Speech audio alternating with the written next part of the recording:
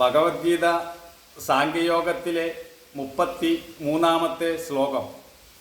അതച്ഛേത്വമിമം ധർമ്മ്യം സംഗ്രാമം ന കരിഷ്യസി തത സ്വധർമ്മം കീർത്തിഞ്ച ഹിത്വാ പാപമവാപ്സ്യസി.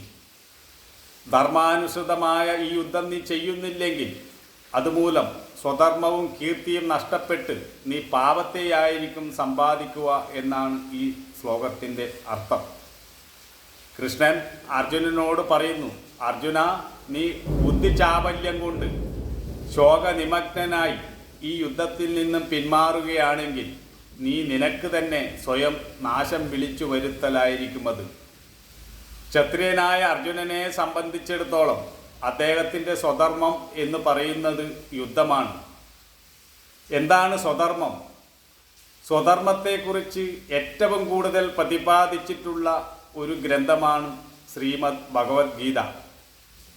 സ്വധർമ്മം എല്ലാവരും അനുഷ്ഠിക്കണം എന്നതാണ് ഗീതയുടെ പ്രത്യേകമായിട്ടുള്ള സന്ദേശം തന്നെ. ഒരാളും അവരുടെ സ്വധർമ്മത്തിൽ നിന്നും പിന്തിരിയാൻ പാടില്ല. ഈ ലോകത്ത് ഓരോ വ്യക്തിയുടെയും കഴിവുകൾ വ്യത്യസ്തമാണ്. അത് ഈ സൃഷ്ടിയുടെ സൗന്ദര്യമാണ്. വർണ്ണപ്പകിട്ടാർന്ന നിരവധി പുഷ്പങ്ങൾ ഉണ്ടാകുമ്പോഴാണ് അതൊരു പൂന്തോപ്പാകുന്നത്. ഓരോ പുഷ്പത്തിനും അതിൻ്റേതായ അഴകും ആകർഷണവും ഉണ്ടാകും. അതുപോലെ തന്നെ ഈ ലോകത്ത് ഓരോ വ്യക്തിയുടെ കഴിവുകളും വ്യത്യസ്തമാണ്. ചിലർക്ക് അധ്യാപകനാകാനായിരിക്കും താല്പര്യം കാണുക, ചിലർക്ക് ഒരു സയൻറ്റിസ്റ്റ് ആകാനായിരിക്കും താല്പര്യം കാണുക, ചിലർക്ക് സാഹിത്യത്തിലായിരിക്കും താല്പര്യം, ചിലർക്ക് രാഷ്ട്രീയത്തിലായിരിക്കും. ഇങ്ങനെ ഓരോ കാര്യത്തിലും ആളുകൾ വ്യത്യസ്തനാണ്. ഒരു വീട്ടിൽ തന്നെ വ്യത്യസ്ത സ്വഭാവമുള്ളവർ കാണാം. ഊണിലും ഉടുപ്പിലും സംഭാഷണത്തിലും ജീവിതചര്യയിലും എല്ലാം ഇങ്ങനെയുള്ള വ്യത്യാസം കാണാം. എന്തുകൊണ്ടാണ് ഈ വ്യത്യാസം? അത് അവരുടെ പൂർവജന്മ സംസ്കാരമാണ് എന്നാണ് പറയുന്നത്.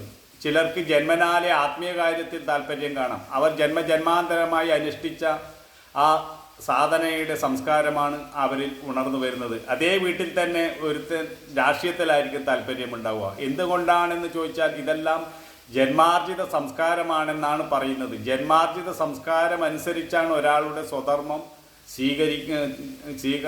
ഒരാളുടെ സ്വധർമ്മത്തെ നമ്മൾ പറയുന്നത്.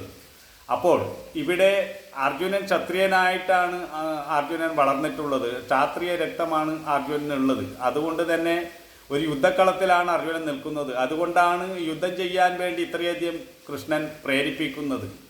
അപ്പോൾ ഒരു യുദ്ധക്കളത്തിൽ നിൽക്കുന്ന ഒരു യോദ്ധാവിനോട് ഇത്തരം കാര്യങ്ങളാണ് പറയേണ്ടത്. അല്ലാതെ നീ അവിടെ നിന്ന് ഒഴിഞ്ഞുപോയി ഒരു അധ്യാപനം ചെയ്തുകൊള്ളൂ, അല്ലെങ്കിൽ നീ ഒരു കൃഷിക്കാരനായിക്കൊള്ളൂ, യുദ്ധം ചെയ്യേണ്ട എന്ന് പറഞ്ഞാൽ അവിടെ ശരിയാകില്ല. ഓരോരുത്തരും സ്വധർമ്മം നിലനിർത്തുക തന്നെ വേണം. ഒരു രാജ്യത്ത് ജയ് ജവാൻ ജയ് കിസാൻ നമ്മൾ പറയാറുണ്ടല്ലോ. ഒരാൾ കൃഷി ചെയ്യണം, ഒരാൾ രാജ്യം കാക്കണം. രണ്ടും കൂടിയാലേ ആ രാജ്യത്തിന് നിലനിന്ന് പോകാൻ കഴിയുകയുള്ളൂ. ഇങ്ങനെ ഓരോ കാര്യവും സ്വധർമ്മം ഓരോരുത്തരും നിലനിർത്തിയെങ്കിൽ മാത്രമേ ആ സമൂഹത്തിൻ്റെ എല്ലാ കാര്യങ്ങളും നടക്കുകയുള്ളൂ. അതുകൊണ്ട് സ്വധർമ്മത്തെ പ്രത്യേകം പ്രകീർത്തിക്കുന്നുണ്ട് ഭഗവത്ഗീതയിൽ. ഇവിടെ അർജുനൻ യുദ്ധക്കളത്തിലായതുകൊണ്ടാണ് കൃഷ്ണൻ ഇങ്ങനെ യുദ്ധം ചെയ്യാൻ വേണ്ടി പ്രേരിപ്പിക്കുന്നത്. അല്ല, യുദ്ധക്കളത്തിന് പുറത്താണെങ്കിൽ ഇതല്ല പറയുക. അതുകൊണ്ട് യുദ്ധത്തിന് പ്രേരിപ്പിക്കുകയാണെന്ന് പൊതുവെ തോന്നിപ്പോകും ആളുകൾക്ക്. പക്ഷെ അങ്ങനെ തോന്നേണ്ട കാര്യമില്ല. ഒരു യോദ്ധാവോട് പറയുന്നത് കൊണ്ടാണ് ഇങ്ങനെ നീ യുദ്ധം ചെയ്യണം, യുദ്ധം ചെയ്യാതെ പിന്മാറരുത്, അത് നിനക്ക് പാപം ഉണ്ടാക്കുമെന്നെ പറയുന്നത്. കാരണം ഒരു യുദ്ധക്കളത്തിലെത്തി മുഖത്തോട് മുഖം നിന്നതിന് ശേഷം അവിടുന്ന് അദ്ദേഹം പിന്തിരിഞ്ഞാൽ അദ്ദേഹത്തിന് ഉണ്ടാകാൻ പോകുന്നത് അകീർത്തിയാണ്. അത് മരണത്തെക്കാൾ ഭയാനകവും ദുഃഖവും ഉണ്ടാക്കും ഒരു ക്ഷത്രിയനെ സംബന്ധിച്ച്. ഒരു വലിയൊരു ഉന്നത ഉദ്യോഗസ്ഥൻ ആ സ്ഥാനത്ത് ഇരിക്കുമ്പോൾ വളരെയധികം ബുദ്ധിമുട്ടും പ്രയാസവും ഉണ്ടെന്ന് വെച്ച് അയാൾ അത് ഉപേക്ഷിച്ച് ഒരു കൃഷിയിലേക്ക് പോയാൽ അയാൾക്ക് ആ കൃഷിയെപ്പറ്റി ഒന്നും അറിയില്ല. അയാൾ പഠിച്ചിട്ടുള്ളതെല്ലാം മറ്റു കാര്യങ്ങളാണ്. ഒരു കൃഷിക്കാരന് സ്വാഭാവികമായിട്ട് കൃഷി എന്താണെന്നറിയാൻ അയാളുടെ മനസ്സതിന് അനുകൂലമാണ്, അയാൾക്കതിന് സന്തോഷം കിട്ടും.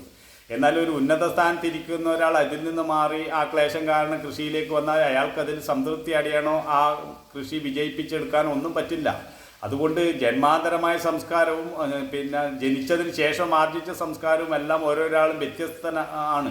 അതുകൊണ്ട് ആ വ്യത്യാസത്തെയാണ് ഇവിടെ എടുത്ത് കാണിക്കുന്നത്. അപ്പോൾ അങ്ങനെയുള്ള ഇതിൽ നിന്ന് ഒരാൾ പിന്തിരിഞ്ഞു പോയാൽ അയാൾക്ക് പിന്നെ ആത്മഹത്യാപരമായ കാര്യത്തിലേക്ക് അയാൾ നീങ്ങേണ്ടി വരും. കാരണം അയാൾക്ക് മനഃശാന്തി കിട്ടില്ല. അതുകൊണ്ടാണ് ഇവിടെ സ്വധർമ്മത്തെ പ്രത്യേകം എടുത്തു പറയുവാൻ കാരണം ഒരു വീട്ടിൽ ഒരു സംഗീതജ്ഞൻ അല്ല സംഗീത കഴിവുള്ള ഒരു കുട്ടിയുണ്ടെങ്കിൽ അവനെ പിടിച്ച് സയൻറ്റിസ്റ്റ് ആക്കിയാൽ അവൻ അതിൽ ശോഭിക്കില്ല, അവൻ സംഗീതത്തിലായിരിക്കും ശോഭിക്കുക. അതേ സമയത്ത് തന്നെ ഒരു വീട്ടിൽ ഒരു സയൻറ്റിസ്റ്റ് ചിന്താഗതിയുള്ള ഒരു കുട്ടിയുണ്ടെങ്കിൽ അവനോട് സംഗീതം പഠിക്കാൻ പറഞ്ഞാൽ പാടാൻ പറഞ്ഞാൽ അവന് പാടാൻ കഴിയുകയില്ല, കാരണം അവന് അതിന് വഴങ്ങില്ല അവൻ്റെ സംസ്കാരം.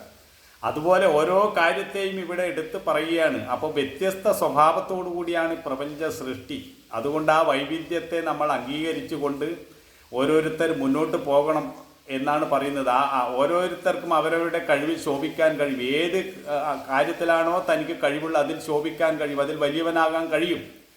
അതാണ് ഇവിടെ പറയുന്നത്. എല്ലാവരും ഒരു കാര്യത്തിൽ തന്നെ ശോഭിക്കണം എന്ന് വെച്ചാൽ നടക്കില്ല. അതുകൊണ്ട് സ്വധർമ്മത്തെ പ്രത്യേകിച്ച് പ്രകീർത്തിക്കുകയാണ് ഈ ഗീതയിൽ ചെയ്യുന്നത്. അതുതന്നെയാണ് ഇവിടെയും നമ്മൾ കാണേണ്ടത്. അതുകൊണ്ട് യുദ്ധത്തിന് പ്രേരിപ്പിക്കുകയാണെന്ന് കരുതേണ്ട കാര്യമില്ല. സ്വധർമ്മ യുദ്ധമായതുകൊണ്ട് അത് അവിടെ പറയുന്നു എന്നേ ഉള്ളൂ. നമുക്ക് മുന്നോട്ട് പോകുമ്പോൾ നോക്കാം.